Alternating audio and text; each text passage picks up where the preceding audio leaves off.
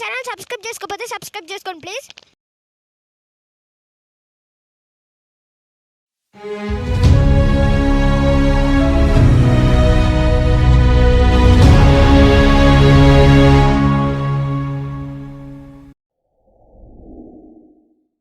Hi hello నమస్తే, నా పేరు Krishna and welcome back to Telugu tech cave. Last వీడియోలో ఒక నెంబర్ని రివర్స్ చేయడానికి ప్రోగ్రామ్ ఎలా రాయాలో నేర్చుకున్నాం. ఈ వీడియోలో ఇచ్చిన నెంబర్ పాలిండ్రోమా కాదా అని చెక్ చేయడానికి ప్రోగ్రామ్ ఎలా రాయాలో నేర్చుకుందాం.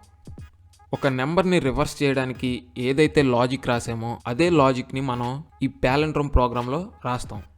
అసలు పాలిండ్రోమ్ అంటే ఏంటి?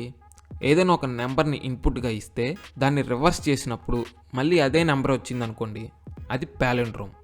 సో మన ఈ ప్రోగ్రాంలో ఇచ్చిన ఇన్పుట్ ఎక్కడ స్టోర్ అవుతుంది? ఈ ఎన్లో స్టోర్ అవుతుంది. అలాగే రివర్స్ చేసిన తర్వాత వచ్చే వాల్యూ ఎక్కడ స్టోర్ అవుతుంది? ఈ రివర్స్ అనే వేరియబుల్లో స్టోర్ అవుతుంది. సో కాబట్టి మనం ఈ రెండు వేరియబుల్స్ని కంపేర్ చేయాలి.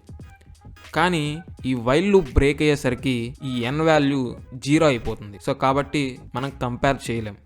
సో అందుకోసం మనం ఇక్కడ ఒక టెంపరరీ వేరియబుల్ని తీసుకోవాలి. ఇంట్ temp equal to temporary variable తీసుకొని దానికి ఎన్ అని అసైన్ చేస్తున్నాం. మనం ఇచ్చిన ఇన్పుట్ ఏదైతే ఉందో అది ఈ టెంప్ అనే వేరియబుల్లో స్టోర్ అవుతుంది. నెక్స్ట్ ఇప్పుడు ఈ టెంప్ వేరియబుల్ని అలాగే ఈ రివర్స్ వేరియబుల్ని రెండింటిని కంపేర్ చేయాలి. అందుకోసం ఇఫ్ కండిషన్ తీసుకుంటాం. If reverse equal to temp అంటే రివర్స్ చేసిన తర్వాత వచ్చిన రిజల్ట్ అలాగే టెంప్లో ఉన్న వాల్యూ రెండు ఒకటైతే ప్రింట్ఎఫ్ పాలిండ్రోమ్ అని ప్రింట్ అవుతుంది.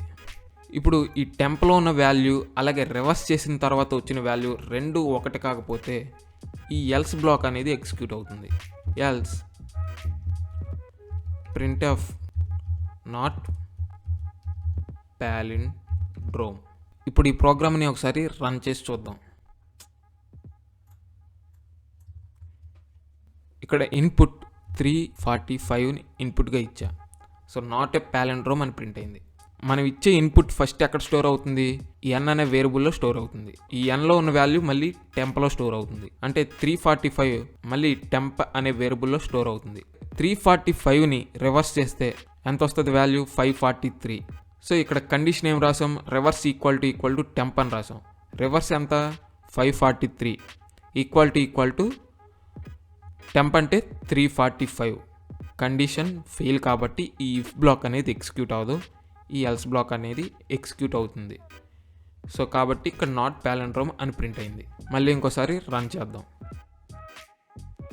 సో ఇప్పుడు నేను 696 ఇన్పుట్గా ఇచ్చా. సో పాలిండ్రోమ్ అని ప్రింట్ అయింది. సో 696 దీన్ని రివర్స్ చేసినా కూడా 696 వస్తుంది. సో కాబట్టి పాలిండ్రోమ్ అని ప్రింట్ అయింది. సో ఇలా మనం రివర్స్ ప్రోగ్రామ్ని నేర్చుకుంటే పాలిండ్రోమ్ ప్రోగ్రామ్ను కూడా ఈజీగా రాయొచ్చు. సో జాగ్రత్తగా ప్రాక్టీస్ చేసి నేర్చుకోండి. మీకు ఏమైనా డౌట్స్ ఉంటే కింద కామెంట్ సెక్షన్లో కామెంట్ చేయండి. నాకు కొట్టండి ఫ్రెండ్స్, గంట షేర్ చేయండి. మరిన్ని వీడియో చేసేదానికి నాలో ప్రోత్సాహం నింపండి. Okay, bye friends.